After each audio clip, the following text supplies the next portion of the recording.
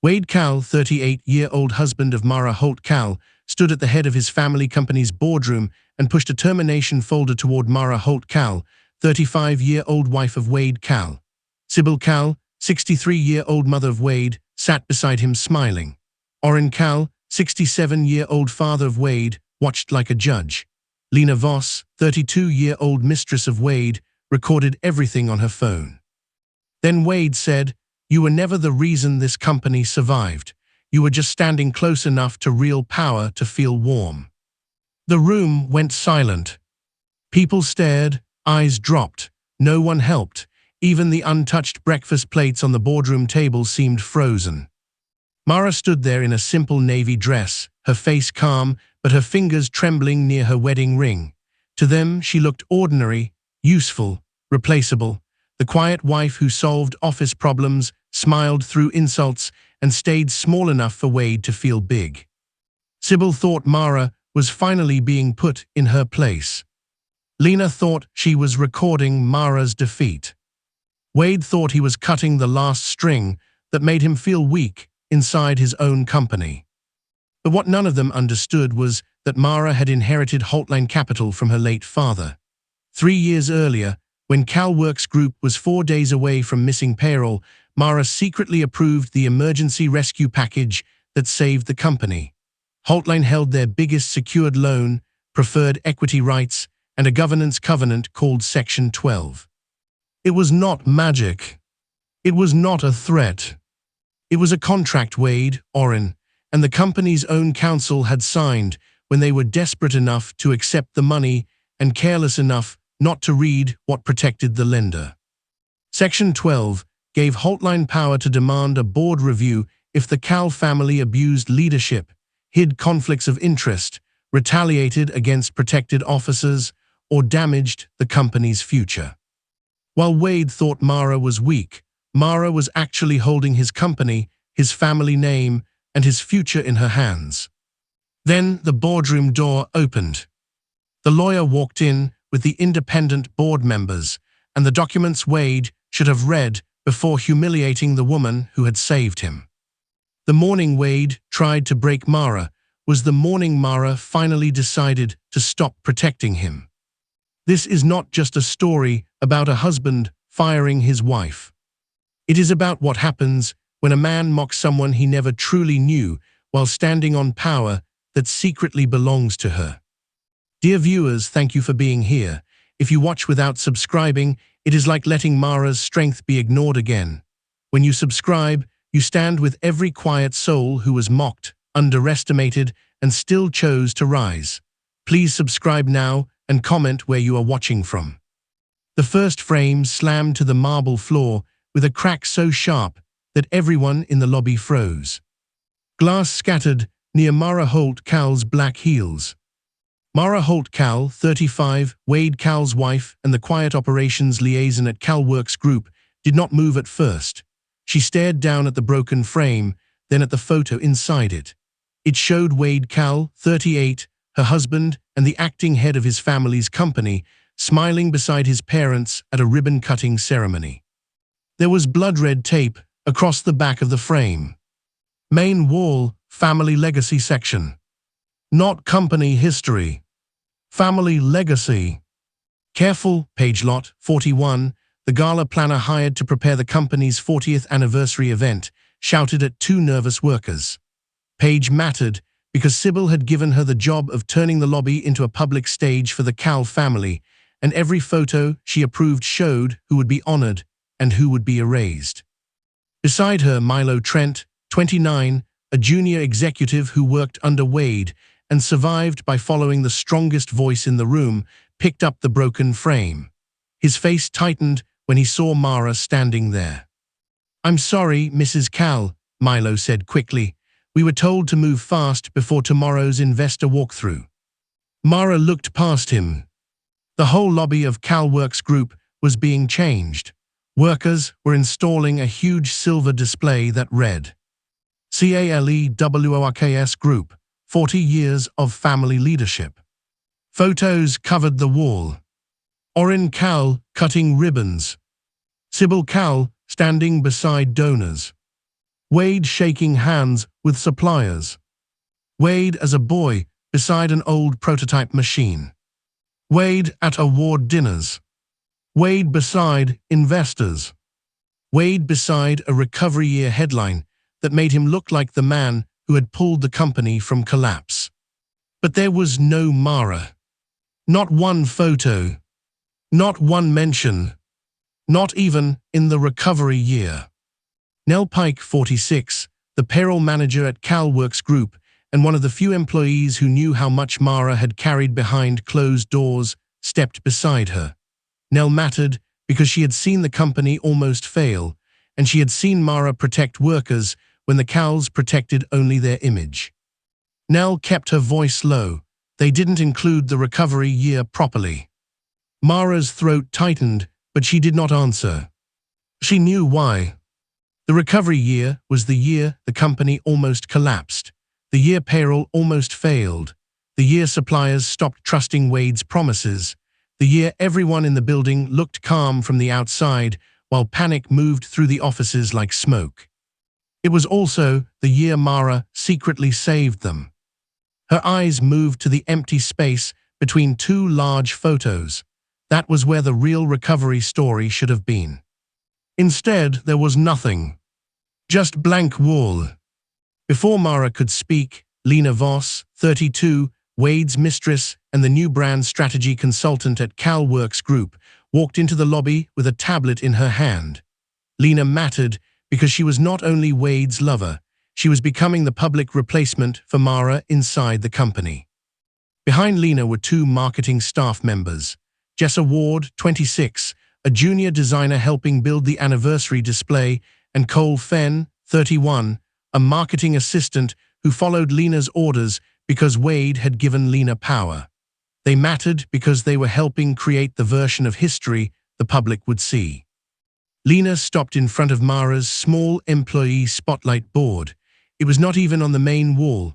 It sat near a side column, half covered by a banner. "Move Mrs. Cal's board to the side hallway," Lena said. "The lobby should focus on legacy, not support staff." Mara turned slowly. "Support staff." Lena smiled like the insult had been an accident. "I meant internal contributors." The words were soft, but the meaning was clear. "You do not belong on the main walls." At that moment, Wade entered the lobby. Wade Cal, 38, Mara's husband and the son expected to inherit full control of CalWorks Group, mattered because one word from him could have stopped Lena. One correction, one public defense, one simple sentence, "My wife belongs here." He heard enough. Mara waited. Lena waited too. Wade looked at the display, then at Mara, then at Lena. "Let's not get sensitive over wording," he said. The lobby seemed to grow colder. Mara did not argue. She only looked at him, and for 1 second she remembered another version of Wade. 3 years earlier, she had stood with Nell in the warehouse after midnight. The lights were low. Unpaid invoices covered a desk. Nell's hands shook around a payroll report. "These people have children," Nell had whispered. "Rent, medical bills. They can't survive a missed check." Through the glass office wall, Mara had seen Wade telling his parents everything was under control. Mara had looked at the payroll numbers, then at the workers' time cards stacked on the desk. "Then we make sure payroll clears," she had said. The memory vanished when Sybil Cal walked in. Sybil Cal, 63, Wade's mother and the true ringleader of the Cal family's social image, mattered because she had never accepted Mara as worthy of the family name. She kissed Wade on the cheek, ignored Mara's face, and looked proudly at the wall. "Finally," Sybil said, "the company looks like it belongs to the right people again." Then Orrin Cal arrived behind her. Orrin Cal, 67, Wade's father and the old public face of CalWorks Group, mattered because his silence always gave Sybil's cruelty permission to continue. He studied the wall, nodded once, and said, "Good. Investors like a clean story." A clean story. Mara almost laughed.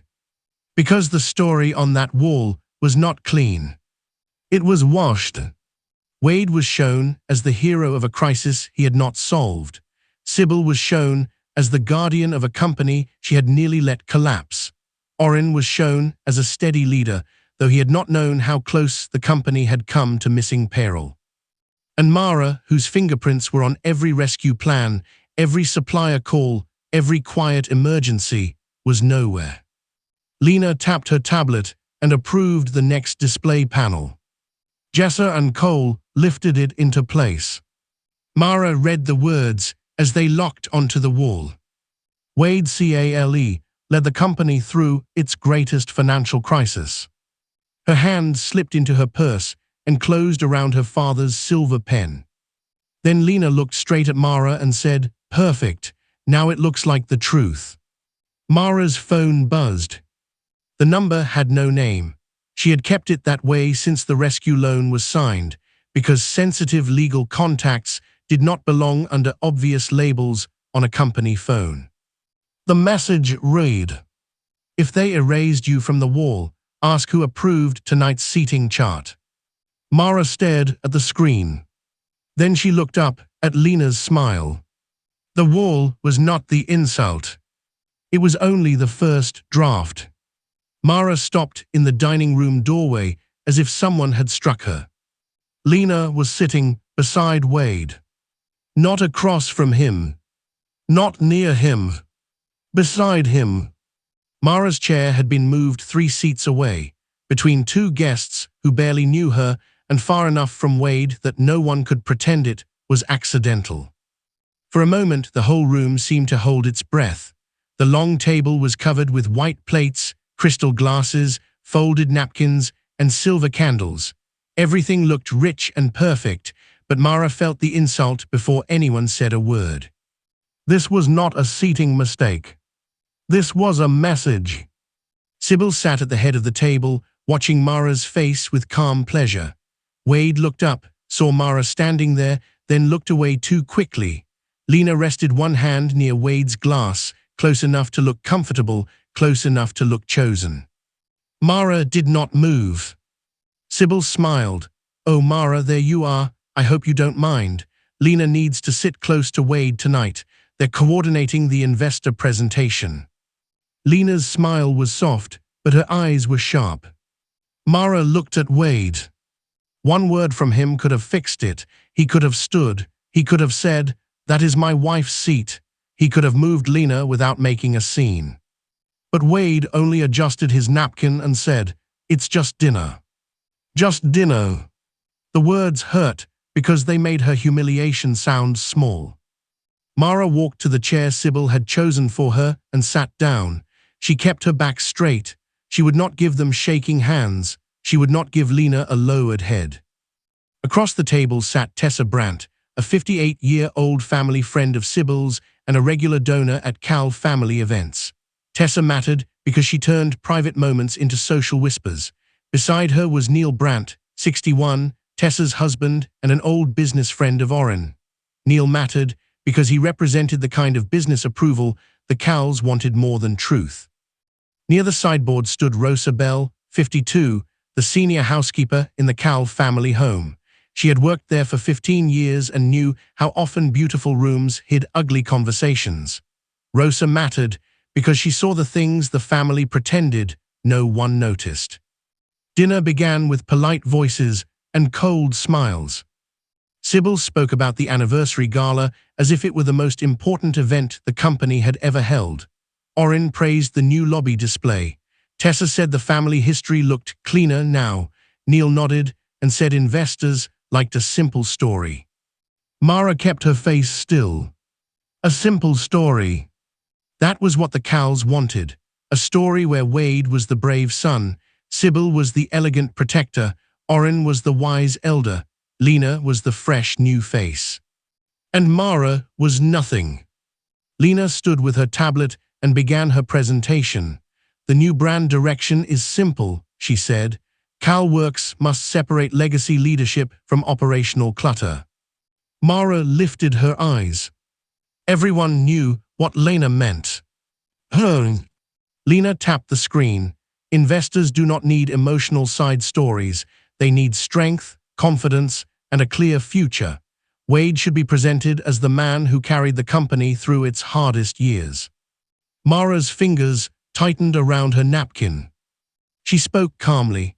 The supplier loyalty program should stay in the presentation. Some of those suppliers stood by Cal Works during the recovery year. Removing them could damage trust before the refinancing review. The room went quiet. That last phrase changed the air. Refinancing review. Only people who understood the loan understood why supplier trust mattered. Sybil's smile thinned. Lena gave a small laugh. That's sweet, Mara, but this is a growth strategy, not a thank you note. Tessa smiled into her glass. Orin chuckled under his breath. Sybil leaned back, pleased. That is exactly the difference between women like Lena and women like Mara. Lena thinks in terms of scale. Mara thinks in terms of feelings. Wade finally spoke. Mom, let's not make this personal. But his voice was weak, too soft, too careful. It was not protection. It was only noise. Mara looked at him, and a memory rose inside her. 7 years earlier, at her first dinner in this same house, Sybil had looked at Mara's simple pearl earrings and said, "That's charming, very modest." Mara had felt embarrassed, but Wade had reached under the table and squeezed her hand. Back then, that small touch had told her, "You are not alone." Now his hands stayed on the table. And Lena was the one beside him. Mara felt the distance between past and present like a door closing. She stood quietly. "Excuse me." No one stopped her. In the hallway, she placed one hand against the wall and took a slow breath. She was not weak. She was not jealous. She knew what this was. They were not only insulting her marriage. They were preparing to remove her from the company's story before the gala, before the investor walkthrough, before the next lender review forced the truth of the recovery year back into the room. The same company she had protected when Wade could not even face the numbers. Behind her, Sybil stepped into the hallway. "You always did know how to make a room uncomfortable," Sybil said. Mara turned. "I did not move my own chair." Sybil's eyes hardened. "You were useful when Wade was struggling, but useful is not the same as suitable." Mara's voice stayed low. "Suitable for what?" "For standing beside a Cal in public." There it was. The truth, with no decoration. Sybil had spent years rebuilding the Cal name after Orin's father almost ruined it decades before. She loved polished rooms, perfect photos, and people who made the family look untouchable. Mara reminded her of survival, debt, fear, and the years the family had needed help. Lena made them feel powerful again. Sybil stepped closer. "Lena understands how to lift Wade. You remind him of what he survived." Mara looked past Sybil into the dining room. Wade was laughing at something Lena whispered. The sound was quiet, but it cut deep. Mara turned toward the front hall. Then she heard Lena's voice behind the dining room wall. "Once Wade removes her from the company, removing her from the family will be easier." Sybil answered softly, "One humiliation at a time." Mara froze. Her phone buzzed in her hand. The same unnamed secure number appeared on the screen. "Do not react at dinner. Keep the record clean. Ask yourself why Wade never questioned the biggest loan." Mara stared at the words, and her hand slowly moved toward the silver pen in her purse. Some secrets were buried to protect love. But buried things had a way of rising when the wrong people started digging. 3 years earlier, before the unnamed messages, before the anniversary wall, before Lena sat in Mara's chair, the first warning had been a payroll report. The report hit Mara's desk like a truth no one could keep hidden for long. Nell's hands shook as the papers slid across the wood. Her face looked pale and her voice came out small. "There isn't enough money," Nell whispered. "Wade told everyone not to worry, but there isn't enough. Payroll is due in 4 days." Mara stared at the numbers. For a moment, the office seemed to tilt around her. The lights, the glass walls, the framed Cal Works logo, the expensive furniture, all of it looked fake now. A company could look powerful from the outside and still be hollow inside. 4 days. That was all they had before hundreds of workers opened their bank accounts and found nothing. Nell swallowed hard. Mara, these people have rent, children, bills. Some of them are already living week to week. Mara looked through the glass toward Wade's office. Wade was standing with Orrin and Sybil, speaking with his hands like a man who had everything under control. Orrin nodded proudly. Sybil smiled like her son was born to lead. But the truth was on Mara's desk. CalWorks Group was dying quietly. Outside the company, Wade gave confident interviews. Sybil hosted polished donor lunches. Orrin told suppliers the family was restructuring strategically. But inside, the numbers were bleeding. Wade had approved an expansion he did not fully understand. He had trusted a consultant who promised fast growth and left behind bad contracts. A major client delayed payment. 2 banks refused new credit. Suppliers had started shortening payment terms. Because Wade had missed too many calls, he was ashamed to return. And now payroll was 4 days from failing. Mara picked up the report. Who else knows? Nell looked toward Wade's office. Accounting, a few people in finance. Wade told us not to discuss it. Mara's chest tightened. Not because Wade had failed. Failure could be fixed. What hurt was that he was hiding the failure from the people who would suffer first. That night, Mara went home and found Wade sitting in the dark. He was not working, he was not making calls. He was sitting on the edge of the bed with his tie loose around his neck, staring at the floor. Mara did not ask if something was wrong. She already knew. How bad is it? She asked. Wade closed his eyes. Bad. She sat beside him. He laughed once, but there was no humor in it. If Orrin finds out, he'll say I was never ready. If Sybil finds out, she'll never forgive me for embarrassing the family. Mara looked at him. What about the workers? Wade's face twisted with shame. I know. I need the truth, Wade. He looked smaller than she had ever seen him. I was supposed to prove I deserved this company. I was supposed to be the one who saved it. Mara remembered that sentence years later when he would stand in the boardroom and pretend he had saved everything alone. But back then, Wade had not looked cruel. He had looked broken. Mara placed her hand over his. Then we fix it. Wade looked at her with desperate hope. How? Mara did not answer right away. Because the answer was buried inside her father's life. Amos Holt, who had died the year before at age 64, was Mara's father and the founder of Holtline Capital, a private lending company that helped struggling family businesses survive. He mattered because he had left Mara not only money, but control of the company that could save CalWorks. Amos had raised Mara after her mother died. He taught her how to read contracts before she learned how to drive. He used to say money was not power unless it protected someone. In Mara's memory, Amos stood in his old office, tapping a file with his finger. Never use money to make people kneel, he had told her. Use it to keep good people standing, but if someone tries to bury you with your own kindness, make sure the paperwork remembers what they forgot. The next morning, Mara went to a private law office with old paper files, dark shelves, and the faint smell of dust and ink.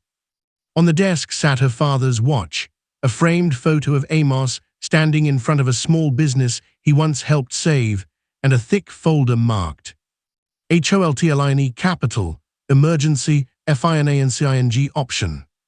Ruth Greer, 57, Amos Holt's longtime attorney and now Mara's legal advisor, sat across from her with calm eyes.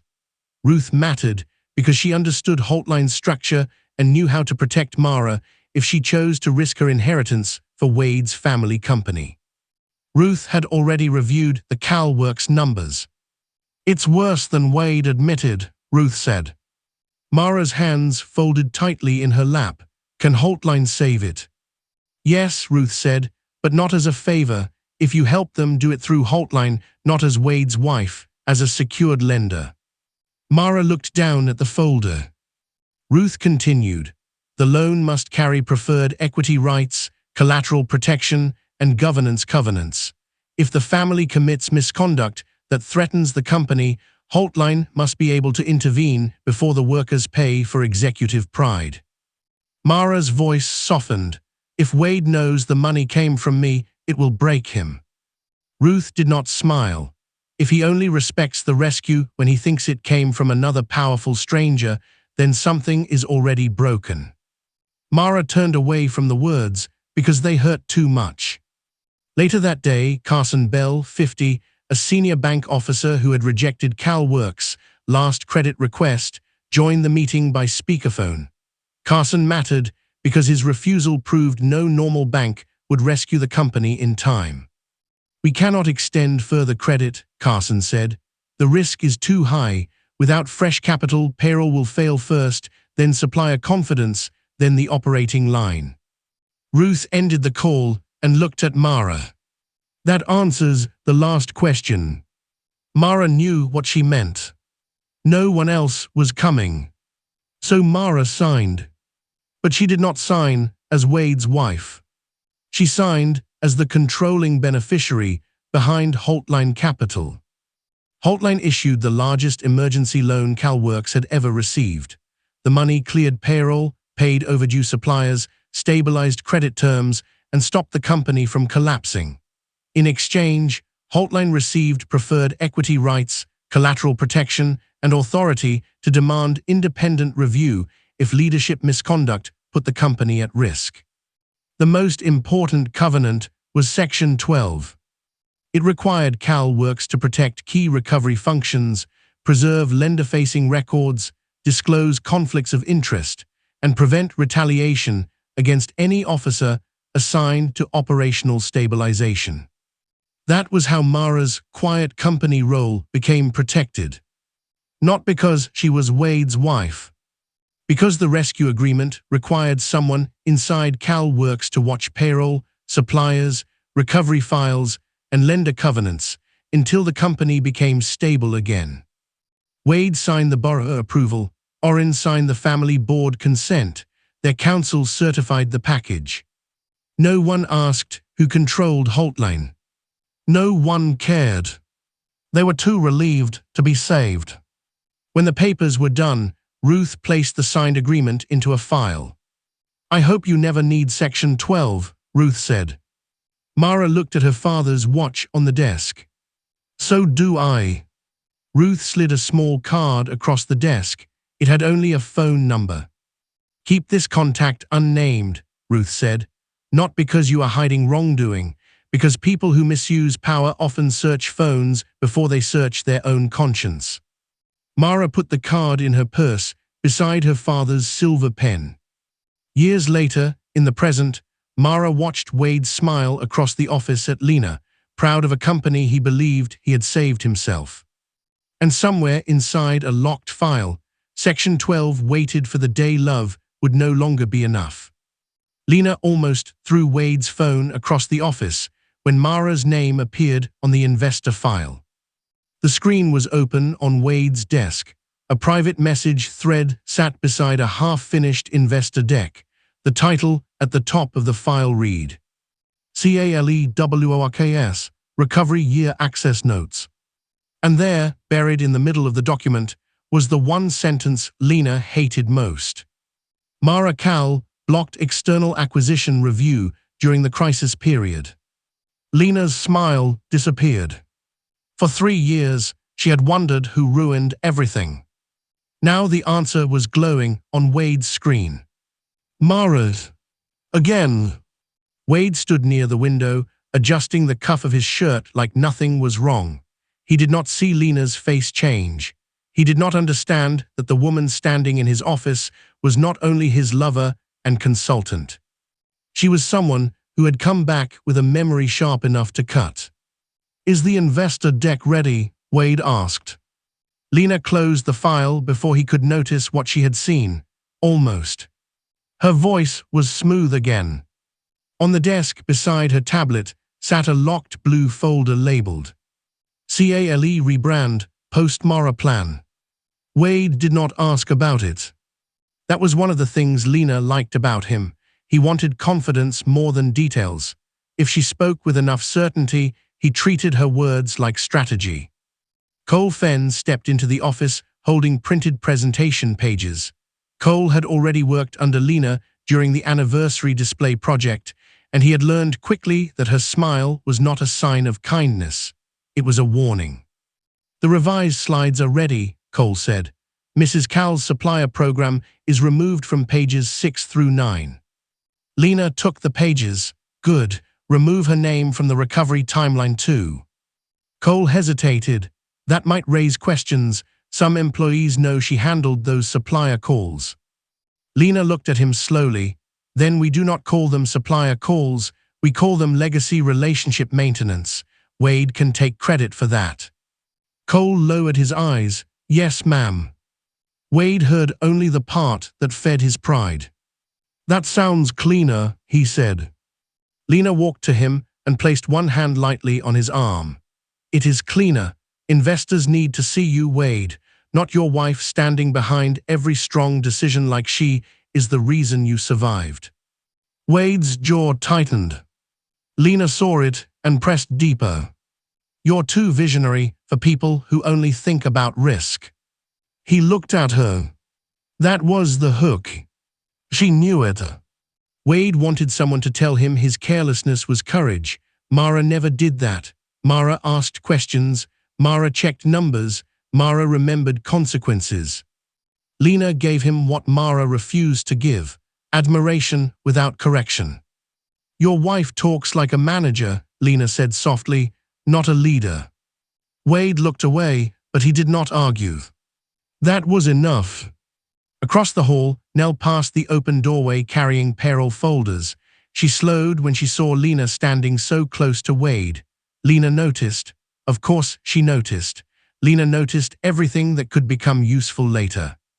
She waited until Nell was gone before speaking. "Employees are too loyal to Mara," Lena said. "That is dangerous."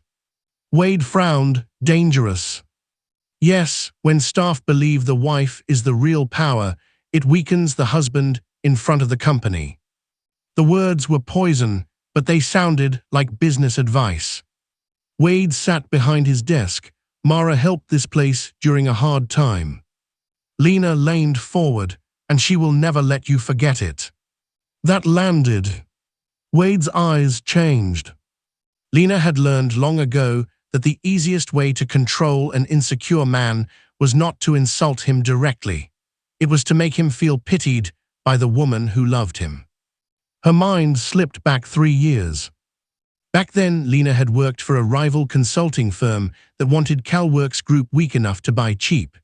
Rowena Price, 54, Lena's former boss, and a sharp rival executive who specialized in taking over struggling family companies, had gathered her team around a glass table and smiled at the Cal crisis report. "Give them 2 weeks, Rowena had said.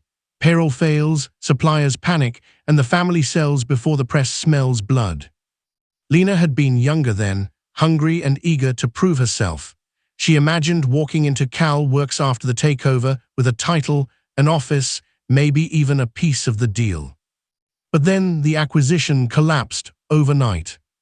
Emergency money came in. Suppliers were paid. Payroll cleared. The borough files were locked. Outside acquisition discussions were frozen under the new financing agreement. Rowena had thrown the report onto the table. Someone protected them from inside. Lena had asked, who? Rowena's answer had stayed with her for 3 years. Wade's wife. She was asking too many questions that week. Lena had remembered Mara's name from that moment. She did not know Mara controlled the lender. She did not know about Holtline's beneficial ownership. She did not know Section 12 existed. But she knew Mara had stood in the doorway of a future Lena wanted. Now Lena was inside CalWorks at last. And she did not plan to leave empty-handed. That afternoon, Lena began planting her traps. She sent a message to Heath Lark, 44, the HR director at CalWorks Group, and a cautious man who cared more about keeping his job than choosing a side. Heath mattered because Lena needed HR language to make personal attacks look official. She wrote, "Mara's behavior in meetings may be creating emotional discomfort among leadership. We should document patterns before the gala." Then she messaged Sybil, "Mara has quietly built her own kingdom among employees. If Wade does not correct it soon, investors may wonder who actually leads." To Oren, she said something different. "Lenders often dislike unclear leadership. Mara's influence could make Wade look weak." Every lie had a purpose. To HR, Mara became unstable. To Sybil, Mara became a social threat. To Oren, Mara became a business risk. To Wade, Mara became the woman who made him feel small. By evening, Lena sat alone in Wade's office. The lights were low. His private messages to her filled her phone. Some were sweet, some were careless, some proved more than Wade would ever want exposed. She opened a blank draft to him and typed, "Tomorrow, don't just reduce her role. Make sure everyone understands she answers to you." Her thumb hovered over send. Then another file notification appeared on Wade's computer. "Access request denied. Hotline Capital Recovery Archive. Authorized users only." Lena stared at the name. Hotline. She did not know what it meant yet. But she knew one thing. Mara was still blocking doors Lena thought she had already opened. Mara's badge flashed red. She stood outside the executive archive room, staring at the small screen beside the locked glass door. Access denied. For 7 years, that door had opened for her. Now it stayed shut. Behind the glass were supplier contracts, loan summaries, old recovery files, and the private records Mara had protected when the company was close to collapse. She pressed the badge again. Red light.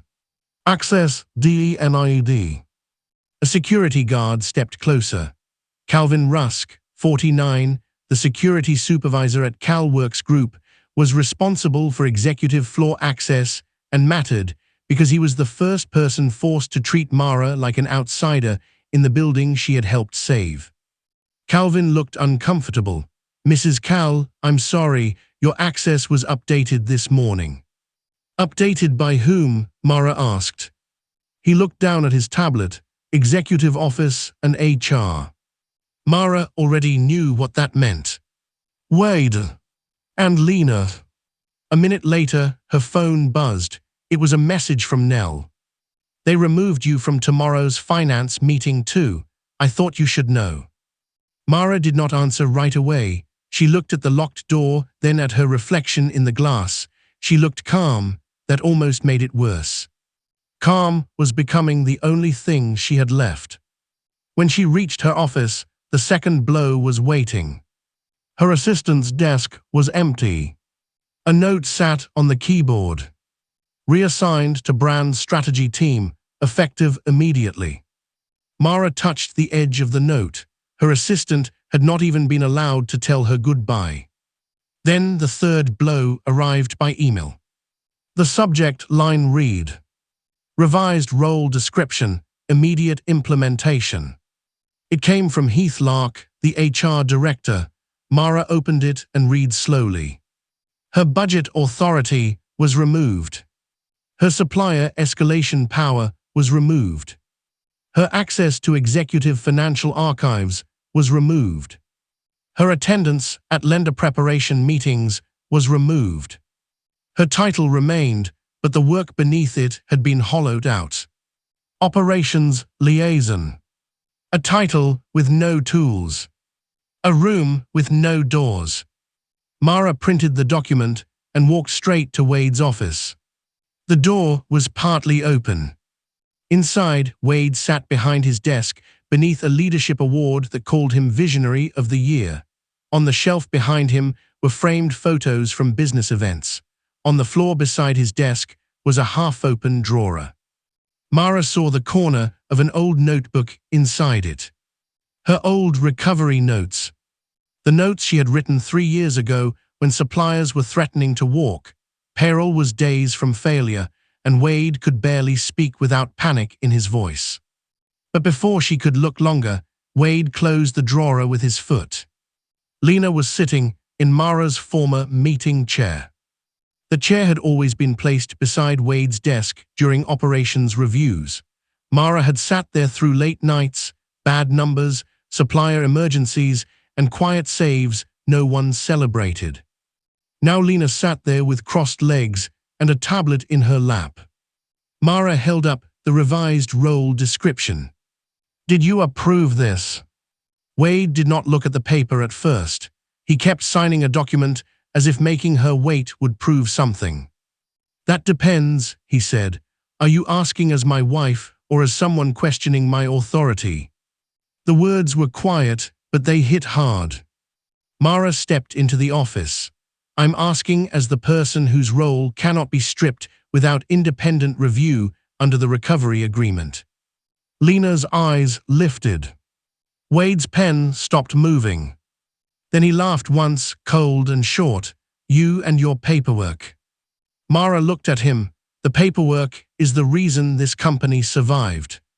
Wade finally looked up. "There it is." "What?" "That tone," he said, "like I owe you something." Mara stared at him. She had never asked for a speech, never asked for a plaque, never asked him to tell his parents how many times she had cleaned up problems before they reached the boardroom. But Wade looked at her like her silence had been an insult. "You built this reputation," he said, "the calm one, the capable one, the person everyone runs to when something goes wrong." Mara's voice softened, "Because something is always going wrong." His face tightened. "Do you know how that makes me look?" And there it was. Not grief. Not confusion. Not business judgment. Fear. Wade did not hate that Mara had failed. He hated that she had succeeded where he felt weak. For a moment, Mara saw him as he had been 3 years ago, sitting in the dark, tie loose, eyes wet, saying, "I can't let them know I failed." She remembered sitting beside him, taking his hand, saying, "Then I'll stand beside you." She had meant it. But now he was using the same loyalty as proof that she thought herself better than him. Lena stood and lifted a stack of papers. "I'm sorry, I didn't realize this was a personal moment." She did not leave. Wade did not ask her to.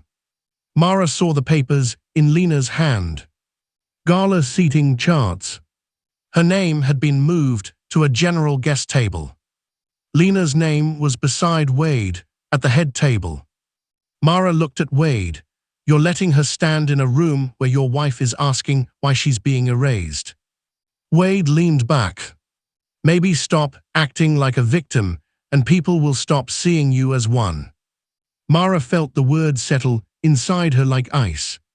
She could have told him then. She could have said Holtline was hers. She could have told him the biggest loan keeping his family's company alive came through her father's legacy. She could have told him Section 12 existed for moments exactly like this. But private cruelty was not enough. Not yet. If she revealed everything now, Wade would deny, twist, apologize in private, and punish her later in public. He would call it a misunderstanding. Sybil would call it emotion. Oren would call it family tension. Lena would bury it under branding language. Mara needed the truth to stand where witnesses could see it. So Mara folded the revised role description once and placed it on his desk. "You are making a record you may not be able to erase." Wade gave a cold laugh. "That sounds like a threat." Mara looked at Lena, then back at him. "No, it is a warning." She turned to leave, but Wade picked up his phone before she reached the door. "Heath," he said, Mara says we need independent review to change her role. He paused. Heath's voice came through the speaker, nervous and thin. The recovery agreement does mention review if her removal affects lender-facing operations. Wade's eyes hardened. I'm not asking what it mentions. I'm asking whether HR can prepare termination papers. Another pause.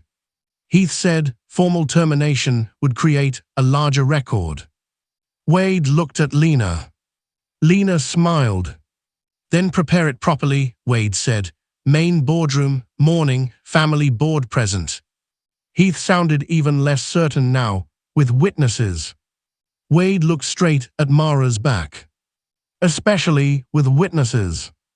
Mara stopped just outside the door, unseen by Wade, but close enough to hear every word. Lena's voice dropped low. She still thinks she has power. Wade answered, then we take the last piece of it. Mara's hand closed around the silver pen in her purse, and for the first time, she did not feel like crying. Some doors closed quietly. Others opened only after someone made the mistake of locking the wrong woman out. The executive floor was almost dark when Mara heard Wade's voice through the half-open office door. Effective immediately, Mara Cal is removed from all duties connected to CalWorks Group. Mara stopped in the hallway. Her hand tightened around her purse. Inside Wade's office, his voice continued, cold and practiced. Her recent conduct has created disruption, confusion, and unnecessary emotional tension inside leadership. This decision is about clarity, not punishment. Mara's breath caught. He was rehearsing, not thinking, not struggling, not wondering if he was going too far. Rehearsing. The anniversary banners outside his office were only half installed. Silver letters hung crooked on the wall, spelling out 40 years of family leadership. The bright words looked strange in the empty office space, like a lie waiting for an audience. Nell appeared near the elevator with a folder hugged to her chest. Her face changed when she saw Mara standing there. Mrs. Cal, Nell whispered, you shouldn't be here. Mara turned slowly. Why? Nell looked toward Wade's office, then lowered her voice. HR pulled your personnel file. Security asked about collecting your badge tomorrow. Heath told Calvin to be ready after the morning meeting. Mara had expected it. Still, hearing it out loud made the floor feel unsteady. So it's real, Mara said. Nell's eyes filled with worry. You should fight them now, before they do it in front of people. Mara looked back at the office door. I need to know whether I'm fighting strangers or my husband. Nell's face softened with pain, but she did not argue. She only stepped back and let Mara pass. Mara walked to the door. Inside, Wade stood behind his desk with a printed statement in his hand.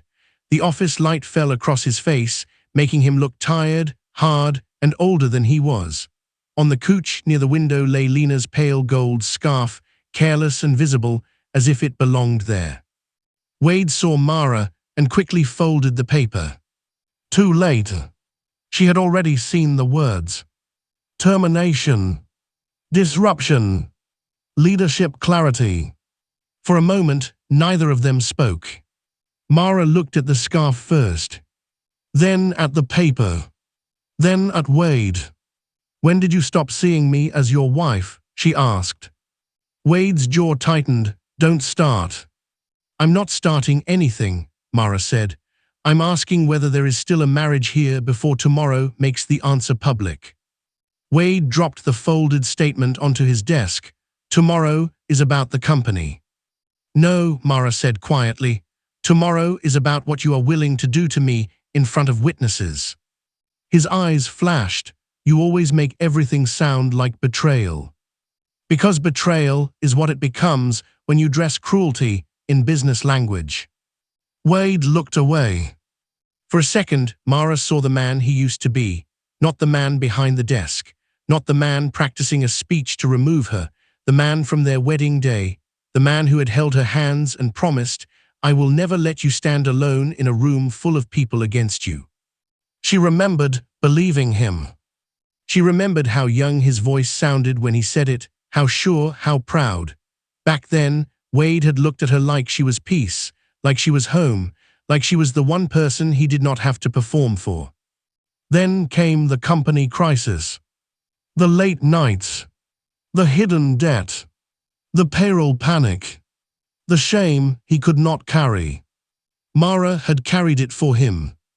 She had stood beside him when he feared his father's judgment and his mother's disappointment. She had protected his name, his office, his workers, his pride. Now he stood in that same office and prepared to call her a disruption. Wade rubbed his forehead. "You made me feel small in my own company." Mara's voice broke slightly, but she kept it steady. "I made you look stable in a company that was falling apart." He looked at her then, angry because the truth had touched the wound. "Because you always need to be needed." The words struck harder than shouting. Mara went still.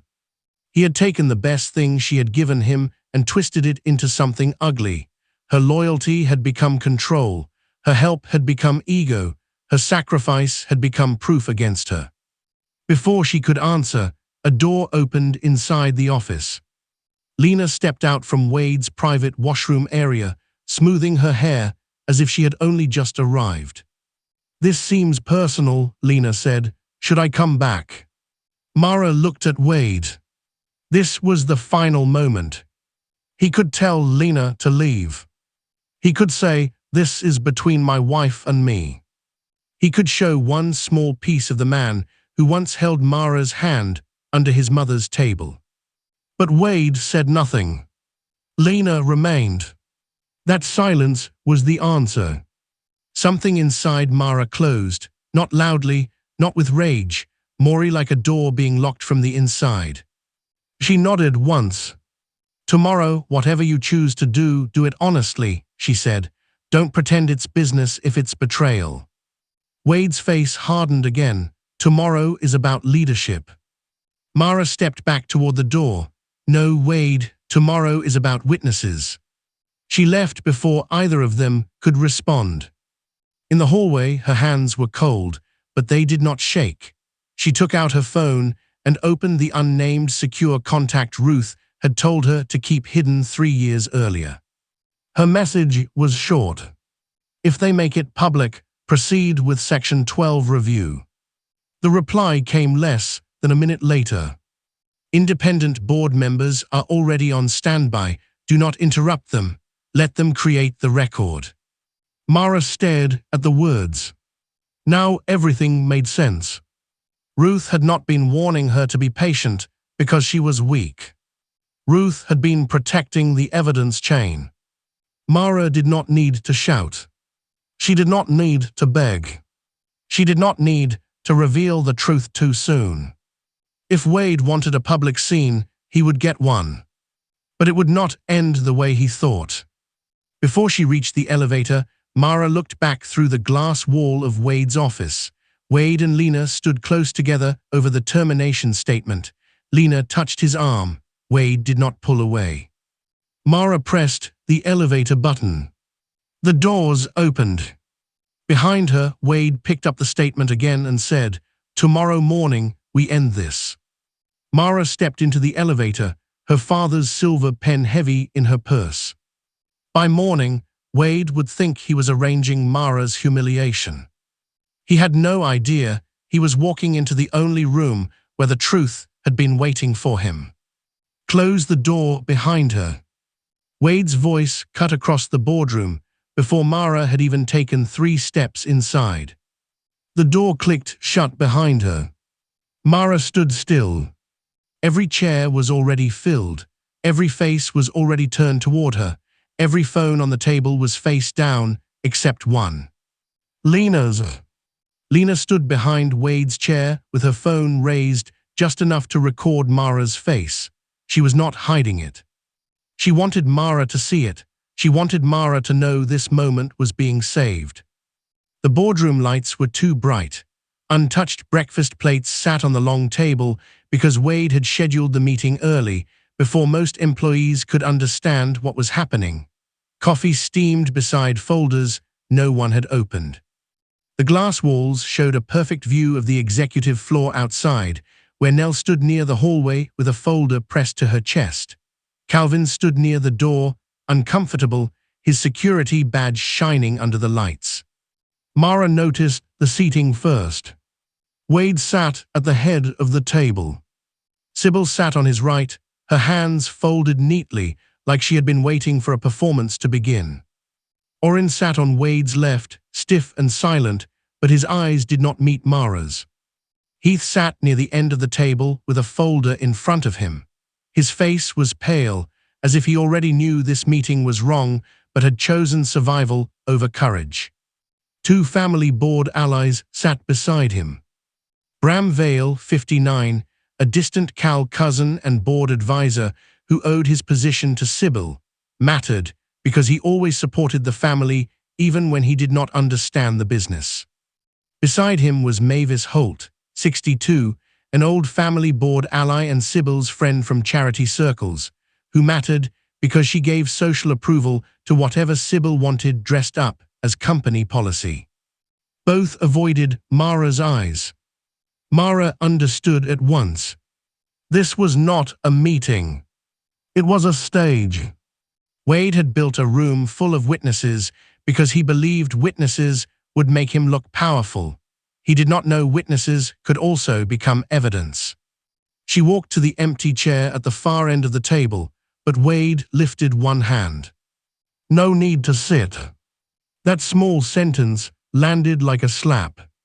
Sybil's mouth curved. Lena moved the phone closer. Mara stayed standing, her back was straight. Her hands were calm at her sides. Inside her purse, her father's silver pen rested against the message from Ruth still glowing in her mind. Let them create the record. Wade opened the folder in front of him. His voice became smooth, official, almost rehearsed. Mara Cal, after a comprehensive review of your conduct, influence, and disruptions to executive decision-making, Cal Works Group has decided to terminate your employment effective immediately. The words filled the room. For 1 second, Mara heard another voice instead. Wade, years ago, sitting in the dark, saying, I can't let them know I failed. She remembered placing her hand over his and saying, then we fix it. Now he was using the company she saved to remove her from it. Mara looked at him, comprehensive review by whom? Wade's eyes hardened, leadership. Mara slowly looked around the table. You mean your mother, your father, your consultant, and 2 people who have not opened an operations report in 6 months. Bram shifted in his chair. Mavis looked down. Sybil slapped her hand lightly on the table. Do not use that tone in this room. Mara looked at her, this room. Her voice was quiet, but every person heard it. Wade pushed the termination folder toward her. It stopped near the middle of the table, far from her hand, like even the paper was afraid to come closer. You will surrender your badge, laptop, company files, and any copies of internal documents before leaving the building, Wade said. Mara looked at the folder, then back at him. You are ordering me to surrender documents related to recovery obligations and lender covenants you have not read. Wade laughed once. It was not a happy laugh. It was the sound of a man trying to make fear look like power. This is exactly why you're being removed, he said. You inflate your importance. Lena smiled behind the phone. Wade stood now, gaining courage from the eyes around him. You were never the reason this company survived, Mara. You were just standing close enough to real power to feel warm. Silence. Then Sybil began to clap. Slowly. Once. Twice. 3 times. Orrin looked at her, then joined in. Bram gave one nervous clap before stopping. Mavis did not clap, but she did not speak either. Lena whispered, loudly enough for her phone to catch it. Finally, the charity wife is done. Mara's face did not change, but something inside her went very still. Not empty. Clear. She looked at Lena. Are you recording a confidential executive meeting? Lena tilted her head. I'm documenting your behavior. Mara nodded once. Good. The word moved through the room like cold air. Wade frowned. Good. Mara turned back to him. Did any of you read Section 12 of the Emergency Loan Agreement before creating this record? The clapping stopped. Sybil gave a small laugh, but it came too quickly. There she goes again, pretending paperwork makes her important. Mara looked at Sybil, then at Wade, then at Lena's phone. Not important, Mara said, protected. For the first time, Wade's confidence slipped. He looked at Heath. Heath looked down at the folder. Bram swallowed. Mavis finally lifted her eyes to Mara, as if the phrase had reached a part of her memory she had tried to ignore. Wade recovered fast, or tried to. Security, he called, his voice sharper now. Escort her out. Calvin's hand moved toward the door handle from outside. Nell stepped forward in the hallway, fear on her face. Mara did not move. She only looked at the boardroom door. Because she heard footsteps on the other side. Not rushed. Not uncertain. Measured. Wade turned. I said escort her out. Before Calvin could open the door, someone else opened it from the other side. The boardroom door swung inward. And the footsteps that entered did not sound like security. Ruth Greer walked in first. She did not rush. She did not look afraid. She carried a dark legal folder against her chest, and her eyes moved across the room once, taking in Wade at the head of the table, Sybil standing beside him, Orrin frozen in his chair, Lena holding her phone, and Mara still standing alone near the far end. Behind Ruth came Clive Roan, a 56-year-old independent board member appointed after the Hotline Rescue loan to protect outside financial interests. He mattered because he was not loyal to the Cal family. He was loyal to the company, the loan agreement, and the rules Wade had just broken. Two more people entered behind him. Dina Marsh, 51, an independent board member and former operations auditor, followed Clive with a thin folder in her hand. She mattered because she understood whether executive decisions could damage company stability. Beside her was Paul Rigg, 60, an independent board member and retired lender representative. He mattered because he knew how secured loans worked, and he understood what happened when a borrower violated governance terms. The room went silent. Lena slowly lowered her phone. Mara did not move. Wade pointed toward the door. Who gave you permission to enter? Ruth looked at him calmly. Your company did 3 years ago when it signed the Hotline Rescue Agreement and accepted independent oversight rights during a governance breach. Wade's mouth tightened. This meeting is private. It stopped being private the moment you attempted to terminate a protected recovery officer in a recorded proceeding involving an uncleared consultant with an undisclosed conflict, Ruth said. The words landed hard. Lena's face changed first. Wade's anger cracked into panic for half a second. Undisclosed conflict, that's defamatory. Ruth opened her folder. Your company phone records, after-hours access logs, hotel reimbursements, and private office entries have already been preserved under legal hold. No accusation is being made without documentation. Wade said nothing. Sybil stood taller, trying to recover the room by force of pride. Ruth, you are forgetting who built this company. Ruth turned to her. No, Mrs. Cal, I am here because all of you forgot who saved it. That sentence stopped even Orrin from breathing normally. Clive stepped forward and placed a document in the center of the table. Orrin looked at it. What is that? Clive's voice was cold and steady. Notice of emergency governance Review under Section 12 of the Hotline Capital Secured Loan and Preferred Equity Agreement. Wade gave a short laugh, but it sounded weak. Hotline is a lender. They do not control family decisions. Ruth looked toward Mara. They do when family decisions threaten repayment, violate governance covenants, expose the company to executive misconduct claims, and place a protected recovery officer under retaliatory removal. The boardroom seemed to shrink. Sybil's eyes moved from Ruth to Mara. Why is she still standing here like she has any say? Ruth answered without raising her voice. Because Mara Holt Cal is the beneficial owner of Hotline Capital's preferred equity position and the controlling authority behind the largest secured loan this company has ever taken. No one moved.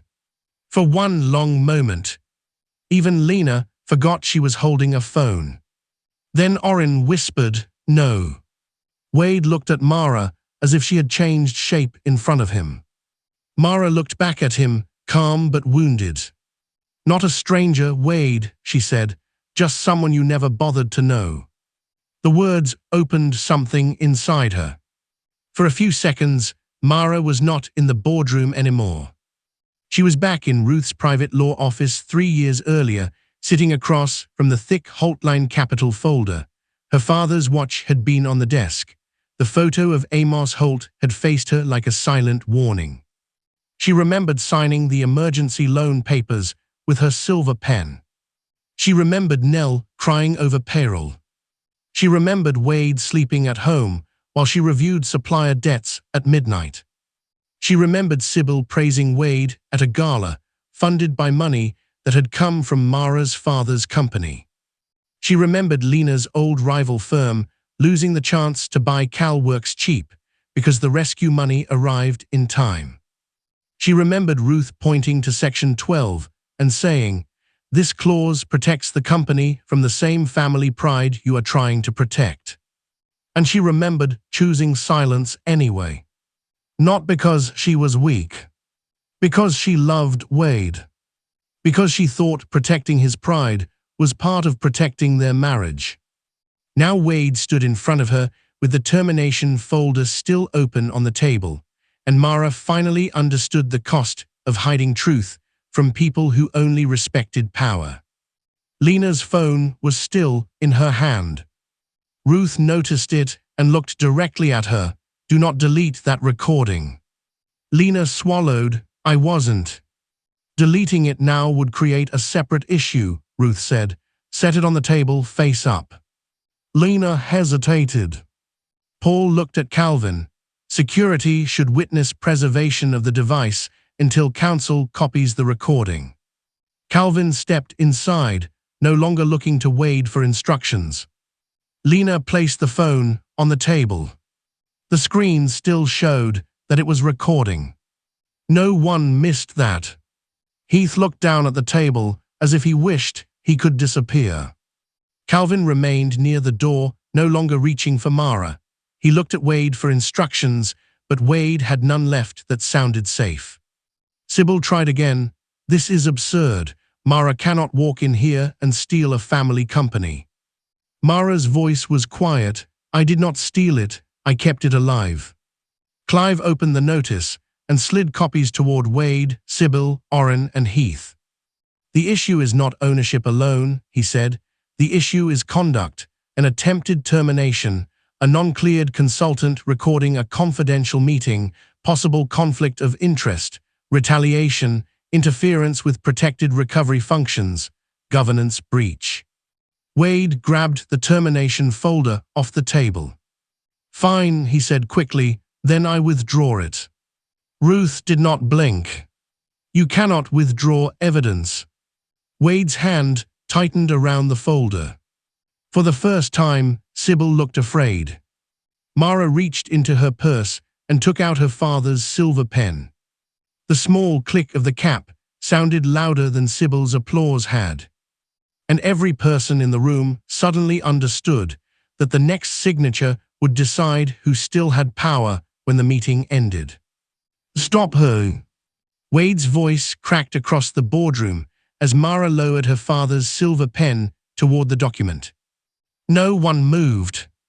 Not Calvin at the door. Not Heath with his pale face. Not Bram or Mavis, who had finally learned silence could be dangerous. Not even Sybil, whose hands had stopped looking elegant and now looked stiff on the table. Mara paused with the pen above the page. Wade looked around the room, desperate for the power he thought he still owned. I said stop her. Ruth did not raise her voice. No one in this room has authority to stop Holtline's controlling representative from exercising rights after an active governance breach. The words were calm. That made them worse. Lena's phone sat on the table now, no longer in her hand.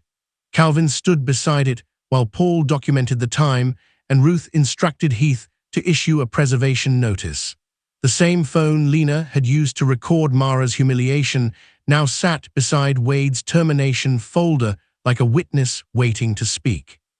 Ruth opened the legal file. Let the record show, she said, that Wade Cal attempted to terminate Mara Cal without independent review, despite her protected recovery role under the Holtline restructuring agreement. Wade's face tightened.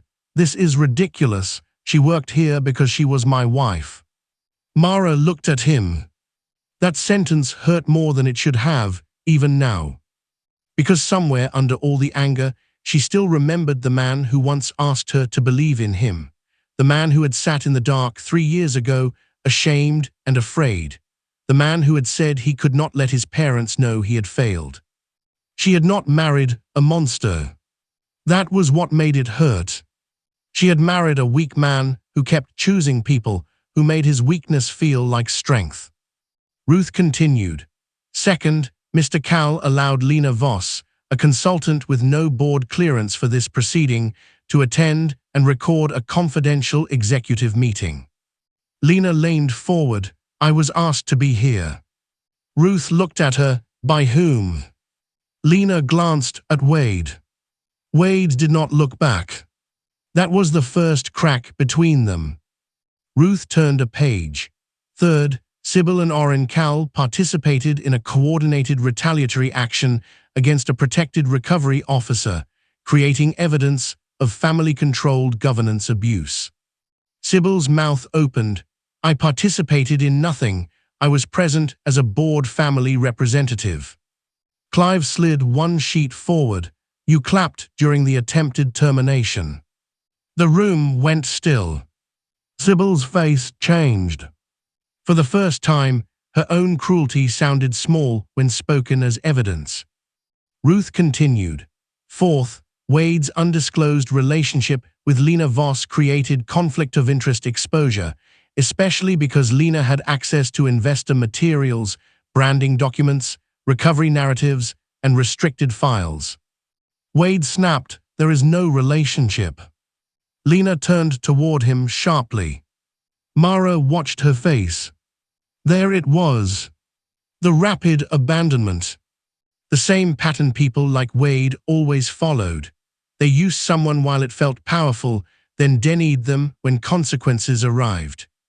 Lena's voice shook. You told me I was part of the future. Wade hissed, not now. Ruth did not stop. Fifth, the attempted public humiliation created reputational and operational risk, giving Holtline Capital authority to demand immediate corrective action without calling the loan due. Orrin finally spoke. His voice was low. Are you calling the loan due? Everyone froze. Even Wade stopped breathing for a moment. Because if Mara called the loan due, CalWorks Group would collapse, suppliers would panic, workers would suffer, the family name would not survive the week. Mara looked down at the document. Her wedding ring caught the boardroom light. She thought of Nell outside the glass. She thought of warehouse workers, payroll reports, late nights, and scared employees who had nothing to do with Wade's betrayal. She thought of her father telling her money should keep good people standing. Then she signed the first line. No, she said. Orrin blinked, no. Mara lifted her eyes. I will not punish employees for the cruelty of executives." The words settled over the room. Clive gave a small nod, not emotional, respectful. Ruth placed another paper in front of Mara. Then Holtline authorizes governance correction instead of immediate debt acceleration. Mara signed again. Ruth read the order aloud. Wade Cowell is suspended from acting CEO authority pending independent investigation.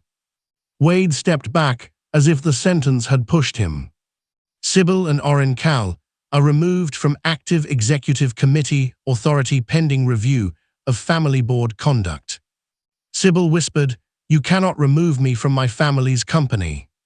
Clive answered, "The family pledged governance compliance when the rescue loan was accepted." Ruth continued, "Lena Voss's consulting access is revoked immediately. Her contract is suspended pending review. HR will preserve all records, messages, access logs, recordings, and communications connected to this matter." Lena stood too fast. "Wade told me to record it." Wade turned on her instantly. "I never told you to record anything." Lena's face twisted with panic. "You said you wanted proof." She left humiliated. The room heard it. Heath closed his eyes. Sybil slowly sat down, as if her own body had become too heavy to hold up. Mara did not smile. That surprised Wade most of all. He expected revenge to look like joy. But Mara felt no joy, only a deep, tired sadness. She had not wanted to become the woman who signed his downfall. She had wanted to be the wife who helped him become better. Wade's voice softened. "Mara, don't do this." She looked at him. "I did not do this. I gave you 7 years to become better than this." Sybil tried one last attack. "You hid behind a company name like a coward." Mara turned to her. "No, I hid behind it because your son's pride was too fragile to survive gratitude." Wade stepped closer. "Mara, we are married." Her face finally changed. Not anger. Pain.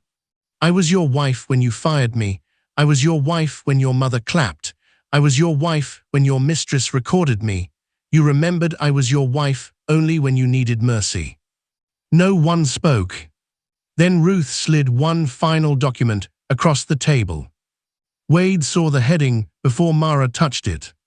It was not a company document. It was a formal separation notice Ruth had prepared only because Mara had quietly asked for it the night before, after Lena stepped out of Wade's private washroom and Wade said nothing. His voice dropped to a whisper. "Mara, no." Mara looked at the paper, then at the ring on her hand. And for the first time that morning, Wade understood the company was not the only thing he had lost. Wade reached for the separation notice before Mara could sign it. Calvin stepped forward at once. "Mr. Cowell," Calvin said, his voice firm, "do not touch the document." The boardroom froze. Wade's hand stopped inches from the paper. His face was pale now. The anger was still there, but fear had moved in behind it. For the first time that morning, he did not look like the man in charge of CalWorks Group. He looked like a man watching the floor disappear under him. Mara sat at the table with her father's silver pen in her hand. In front of her were 3 things. The termination folder Wade had prepared for her. The governance correction order that removed his power. The separation notice that would begin the legal end of their marriage. Wade's voice cracked. "Mara, don't sign that." No one laughed. No one clapped. No one even moved. Lena stood near the wall, no longer smiling. Her phone remained on the table under preservation instruction. The same phone she had used to record Mara's shame now sat there as proof against her. Sybil's hands were folded tightly in her lap. Orrin stared at the table like the wood could hide him from what he had helped create. Heath sat silent. Bram and Mavis looked smaller than they had when the meeting started. Mara looked at Wade. There was pain in her face, but no hatred. "You should have told me you were Holtline," Wade whispered. Mara's eyes softened for 1 second. I should not have needed money to make you respect me. The words hit harder than shouting. Wade stepped back as if she had struck him. Mara placed the pen on the paper and signed her name. Not fast. Not with anger. Slowly. Clearly. Like she wanted every letter to remember what her heart had survived. Ruth took the signed notice and placed it beside the other documents. Clive nodded once, then began gathering the governance papers. Sybil suddenly stood. Her voice shook, but she tried to make it sound like power. You will regret humiliating this family. Mara turned to her. No, Sybil, I regret mistaking your approval for something worth earning. Sybil had no answer. For years, Sybil had used silence, money, and manners to make Mara feel small. But now the same room that had been built to shame Mara had become the room where Sybil lost control. Orrin did not speak at all. His silence was different now. Earlier, it had been permission. Now it was defeat. Calvin moved toward Lena. Ms. Voss, you need to come with me while your access badge and company devices are collected. Lena's eyes widened. I did not do anything alone.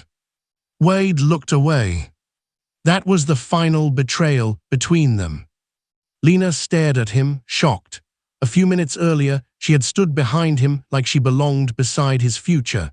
Now he would not even meet her eyes. Calvin escorted her toward the door. As she passed Mara, Lena's face twisted with fear and shame. She wanted to say something cruel, but nothing came out. Her trophy video had become her trap. When the door opened, employees were standing in the hallway. Not loudly, not with cheers, just watching. People who had seen Mara arrive early, stay late, fix mistakes, calm suppliers, protect payroll, and take blame that never belonged to her. Nell stood at the front of them with red eyes. Mara stepped out of the boardroom. Nell looked at her like she was afraid to ask the only question that mattered.